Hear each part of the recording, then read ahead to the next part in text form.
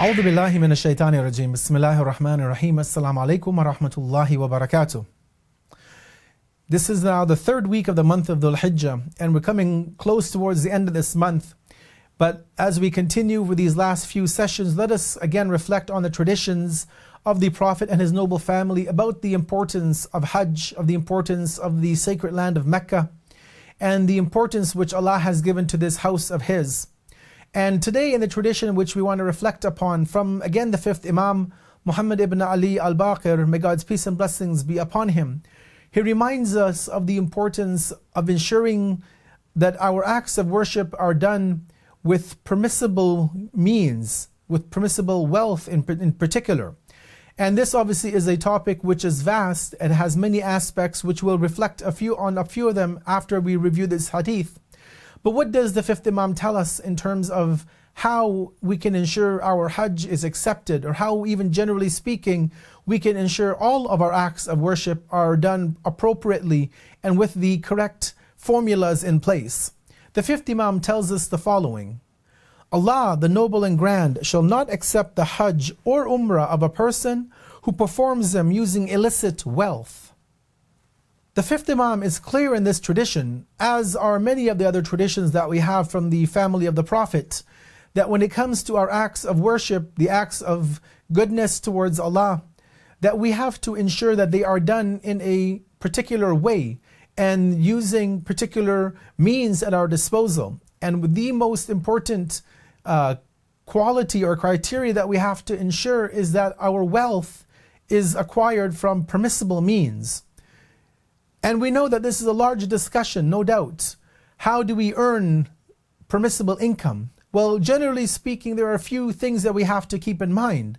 One, obviously, is that if we have embarked on a career, we have gone to university, we've done some post-secondary education, and we have now embarked upon a career working for a company, we need to ensure that our work that we're doing for this company is permissible, that they themselves are not having us perform actions within our career, within our job description, which would be impermissible. Engaging in many illicit forms of business, of trade, of work, because this would have the potential to render our income illicit. And were we to perform Hajj or Umrah or Ziyarat or any of our acts of worship with such wealth, there is a very strong possibility that those acts of worship would not be accepted by Allah. There is a very strong possibility that those acts would be rendered null and void.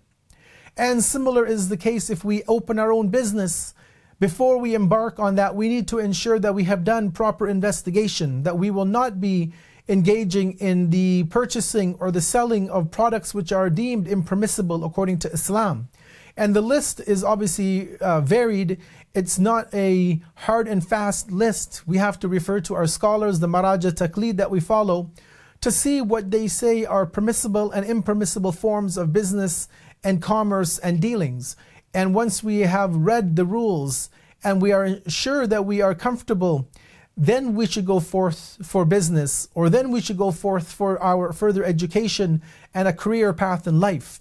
And so as we close, we have to remind ourselves that not only for the Hajj and the Umrah, but for our daily prayers, for any act of worship, we have to ensure that our wealth in which we are working on a day-to-day basis, and we're using that wealth in some form or another within our worship, whether it be the clothing that we wear at the prayers, or the airline tickets that we purchase to go for the Hajj or the Umrah or the Ziyarat. We have to ensure that all of these are purchased from permissible sources, that they are from permissible wealth, and then we don't allow our wealth to be tainted with the impermissible, with the forbidden, with that which Allah has asked us to keep away from.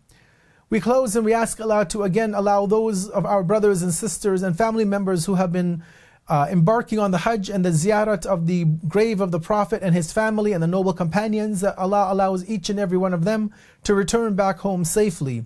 Wassalamu alaikum wa rahmatullahi wa barakatuh.